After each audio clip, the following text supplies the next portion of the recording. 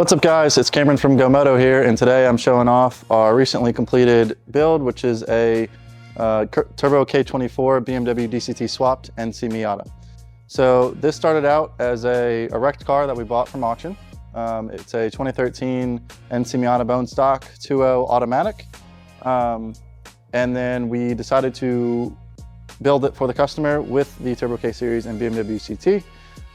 The whole thought process behind this car is it is for his children to start getting into some HPDE sessions, as well as the actual client to have some fun with his kids. So that's why we decided to go with the DCT transmission. But before any of that, we wanted it to be 100% back to stock before we started doing any of the motor swap and transmission swap. So we got it 100% with the frame machine, and then we decided to paint it this beautiful Lamborghini orange color. And so after the body was completely painted and pretty, we decided to start disassembly and planning out exactly what we needed to do for everything. So I'll go ahead and open the hood just to kind of show us what we're looking at. Like I said, this is a Turbo K24. It is a K24 Z7, so it's from about a 2015 Civic Si. And obviously we decided to turbocharge it, which I'll get more into that later. And then behind that, we have that BMW DCT. So this is the second generation dual clutch transmission from BMW. So it came in your F80X, M2, M3, M4s. And then the biggest things that we had to do to get this to work is we had to develop a full power plant frame replacement, because with Miatas, they have the power plant frames, PPFs as they're called, that connects the transmission to the rear diff housing.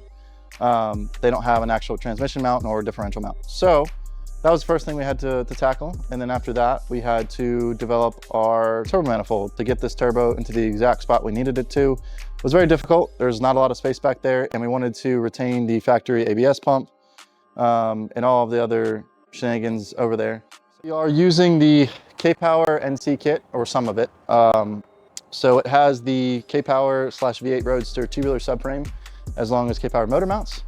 And then we are utilizing the AC kit and power steering kit from them as well, which the AC kit includes the oil filter relocation and puts the AC condenser on this left side, basically right under where the turbo is. And then as well, like I said, the power steering, which uses the factory Mazda power steering pump, Honda alternator, and then it adds a tensioner right in the middle off of the timing cover. We have the K-Power intake manifold. We are using a winning formula drive-by-wire isolator, which is a definite recommendation for any K-series motors that you swap in any chassis. It saves your drive-by-wire systems. We are using a Garrett G25 660 with a 0.72 housing, followed by the TurboSmart 45mm wastegate. ECU that we're using on the car is a Haltech R3. We're using a jumper harness for the NC Miatas that we used on a lot of the 2.5 swaps. It's made by Chris over at Roadster Wireworks. It jumps that into the chassis from a stock ECU plug. We have a custom wiring harness that we made, and then powering the DCT transmission is a CAN TCU made by CANformance, and they're all talking to each other via CAN. So that keeps the motor happy, the transmission happy, and makes everything work as intended. So for fueling, we have just the drop-in 340 LPH fuel pump in the back. We are running a deadhead system, so there's no return line going back.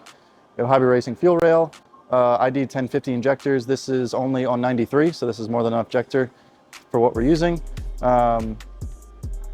Radium catch can. We have custom bracketry for the catch can. The battery that we're using, which is an anti-gravity lithium battery, which has worked flawlessly for what we're using it for. It weighs a lot, or doesn't weigh very much, and it's able to fit where we want it to go. Moroso coolant coolant tank. We have a Track Tough water neck in the back of the head, custom water lines going all the way through. We have a full custom boost tubing with a intercooler from Fab9 that he helped us over with. K&N intake, and then we have one of the biggest parts of the development of this car, like I said, the turbo manifold. So How this was done is we 3D scanned the motor, 3D scanned the whole engine bay, 3D scanned the turbo in multiple ways. That way we can rotate it just like how you would rotate the normal turbo. Put it all into our CAD software and then developed basically the turbo manifold by putting the turbo exactly where it fit between all three things, and then designed the manifold based off of that. We 3D printed it out of plastic first just to make sure fitment was good. And then we got it sent off and made out of 316 stainless steel, printed out of 316 stainless steel. And one of the biggest takeaways that we were unsure of is how well the quality of the actual V-band flange was, and it was really good. So that's what we're using for the main turbo. We did weld on the wastegate flange because we weren't sure how that quality was going to be. So moving forward, when we order more, we're going to actually have the 3D printed V-band flanges on both sides. So I guess we'll move into interior now. So this is also a part of the car that we didn't skimp out on at all. We have these Recaro race seats, Sparco 6-point harnesses. We have a factory Mazda hardtop, AWR back half cover kit that we wrapped in carpet. Moving into our steering wheel and shifter assembly, we have a Sparco steering wheel with an OMP quick release, along with these beautiful paddles made by Seems Legit Garage. Like I said, these are all quick release and connected to the car. The wires are run through the factory clock spring. That way we don't have to have a coil cable for our paddle shifters, and so we can remove the wheel.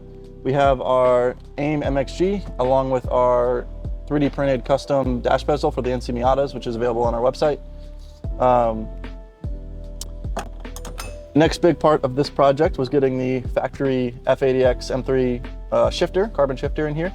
So basically we 3D scanned the stock shifter, made this 3D shifter bezel adapter, 3D printed it, sanded it, painted it, and it fits perfectly in the car. Along with some custom bracketry to put the shifter right where we wanted to put it, which is also 3D printed. We do have plans on putting a Garmin system where the factory radio is. We're still working on that, but more to come, and we'll post that when we're ready. We have a roll bar in here, obviously requirement for any track use with the Miata. And that pretty much sums up the interior. We do have obviously the paint matched trim going across the dash. Didn't want to overdo it. I think it came out really, really well considering the parts that we did make in here. And yeah, so moving on. Trunk isn't really special. There's nothing fancy in there. We do have the rear lip that we painted. The customer requested that it be black with the orange pinstripe. That's what we did. Moving on to the chassis. Like I said, this is going to be a HPD car, so we wanted to set up the chassis so it handles really well.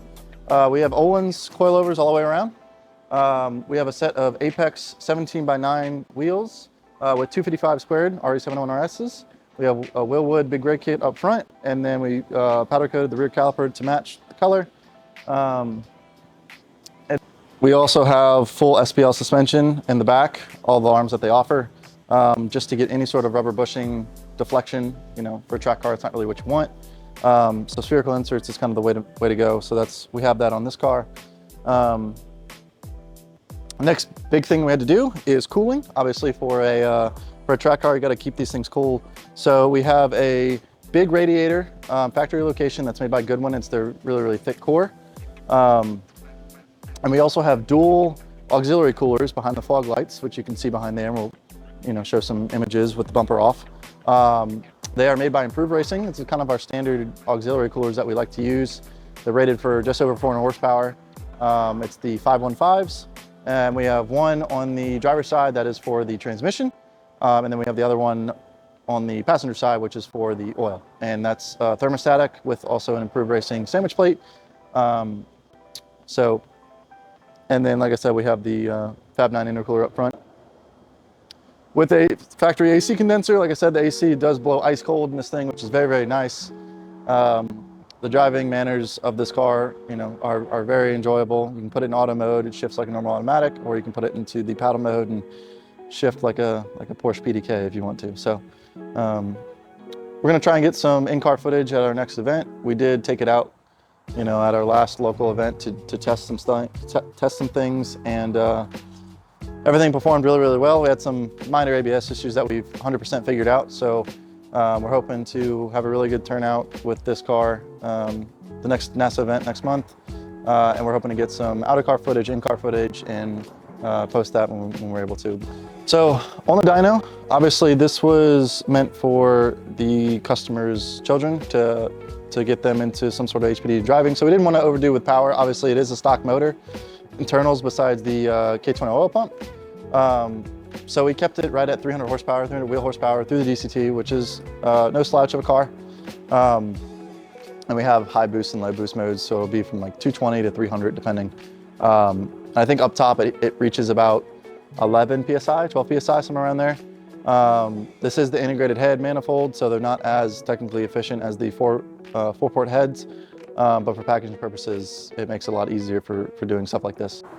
So that pretty much sums up this build. Like I said, we're hoping to get some more video content with it, just to kind of show everyone how well it performs, because we're super happy with it.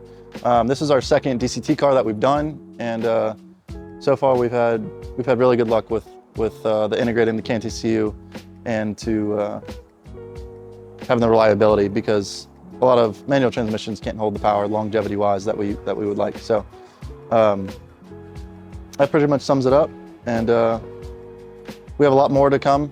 We have more videos that we're shooting of all the cars that we're building right now, so just stay tuned for more. Thanks, guys.